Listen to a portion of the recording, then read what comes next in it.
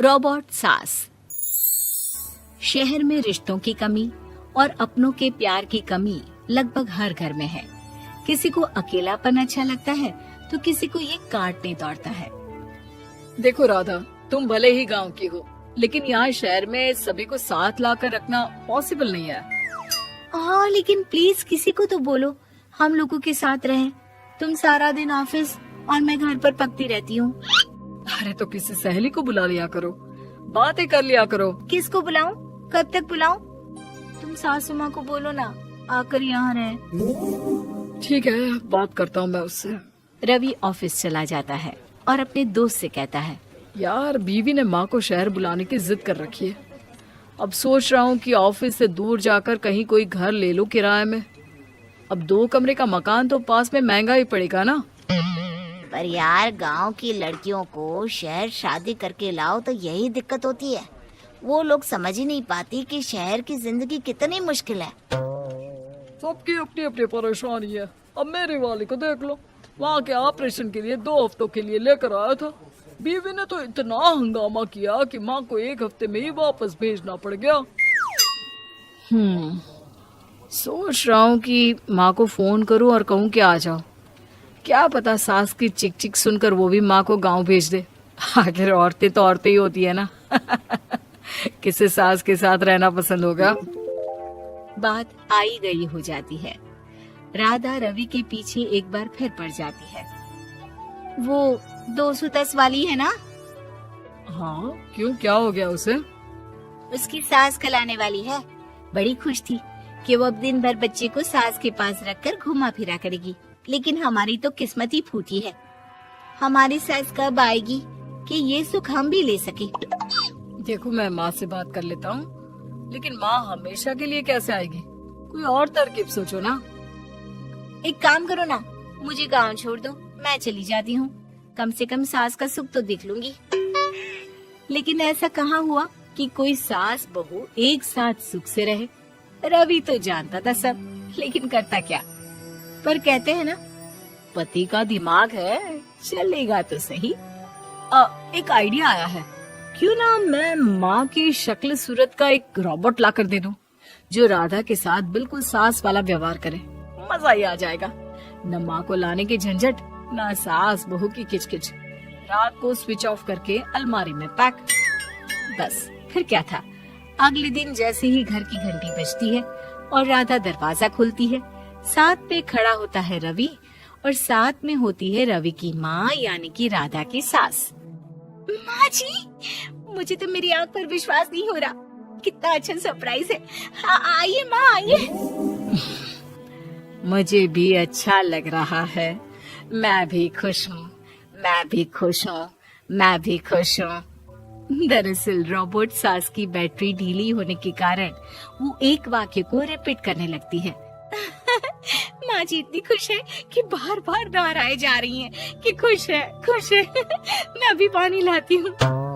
राधा पानी लाने जाती है कि पीछे से रवि सास की बैटरी टाइट कर देता है और ऑर्डर का प्रोग्रामिंग ऑन कर देता है। पानी लाओ, चाय लाओ, खाना लाओ, मेरे बाल झाड़ो, मेरे कपड़े धो, मेरी चप्पल कहाँ है, लेकर आओ। अरे ठीक है माँ जी, सब ला रही हूँ। मैं जानती हूँ रवि आपको प्रोग्रामिंग करके लाया ना कि आप मुझे तंग कर दे और मैं आपको जाने को बोल दूँ। नहीं माँ जी, इस बार मैंने भी कमर कस रखी है। प्रोग्रामिंग कैसी लैंग्वेज यूज कर रही हो? माँ का रोबोट थोड़ी ना है जो मैं प्रोग्रामिंग करूँगा। अरे मजाक कर रही हूँ। माँ तो माँ होती है। So what's up guys, welcome back to my channel. So देखिए सनी कुमार चैनल में बहुत सारा स्वागत है। सो ऐसे ऐसे कार्टून की वीडियो देखने के लिए हमारे पेज को सब्सक्राइब करें, बेल आइकन पर को सेलेक्ट करें। तो लेट्स गाइस, बिना समय गवाए वीडियो को स्टार्ट करते हैं। आ जाओ होम स्क्रीन में। जानती हूँ राधा सास के साथ खुश रहती है। वो उनके साथ बातें करती, घूमने जाती और आसपास के लोगों से मिलवाती। लेकिन एक दिन, अरे कभी तुम लोगों को लड़के नहीं देखा। इतनी तो तू मैं माँ बेटी में भी हो जाती है, लेकिन तेरी सास तो बिल्कुल ताना नहीं देती। हाँ ये तो है, ताना तो नहीं देती लेकिन ऑर्डर बड़े बड़े देती हैं। अरे ना मानना, 2-4 ऑर्डर अपने आप ठीक हो जाएंगी, तभी दिखेगा असली रंग। कौन सा तेरे बुलाने पर आई है, बेटे के बोलने पर आई होगी बुढ़िया। बात तो सही है, लेकिन यार कोई बात नहीं ना, सास लड़ाई करे भी तो कोई परेशानी नहीं है, कितना ख्याल भी तो रखती है। ये तो है, लेकिन तेरी सास तो बिल्कुल नहीं लड़ती, ये कैसे? खैर मुझे क्या। पड़ोसन तो चली जाती है, लेकिन राधा के मन में सवाल छोड़ जाती है कि ये सास है भी कि नहीं। रात में राधा रवि से कहती है, मैं ना माँ जी के पैर दबा कर आती हूँ। अरे लेकिन वो तो मैंने अलग कर दिया है। क्या क्या कैसे कहा? नहीं, मेरा मतलब कहा कभी माँ का पैर गांव में रहा करता था, तो मैंने काट कर मतलब माँ को शहर ले आया ना। ओके। रवि चैन की सांस लेता है कि चलो कुछ तो बहाना मिला, लेकिन कब तक। रवि रोज माँ के पैर दबाने के बहाने रॉबर्ट को कमरे में ले आता और डिसमेंटल करके रख देता। एक रोज, मैं आज माँ जी की कोई बात नहीं मानूंगी, देखती हूँ कैसे नहीं लड़ती। अरे ऐसी भी सास किस काम की जो खटर पटर ना करे। सास का डिमांड मोड ऑन होता है। खाना दे दो, पानी दे दो, नाश्ता चाहिए। लाई माँ जी। मैं ना देने वाली खाना पानी। लेकिन समय बीतता जाता है, दोपहर और फिर शाम और फिर रात। बहू सास को कुछ नहीं देती, लेकिन रॉबर्ट सास कुछ नहीं कहती। रात को जब रवि घर आता है, राधा रो रही होती है। अरे क्या हो गया? तुम्हारी माँ ने मुझसे लड़ाई की, खूब खरी खोटी सुनाई, मैंने तो आज सुबह से खाना भी नहीं खाया है। रवि समझ जाता है कि राधा झूठ बोल रही है, क्योंकि खरी खोटी वाली प्रोग्रामिंग तो उसने की ही नहीं थी। मैं माँ से बात करता हूँ, तुम परेशान मत हो। रवि रॉबर्ट माँ को लेकर कमरे में चला जाता है।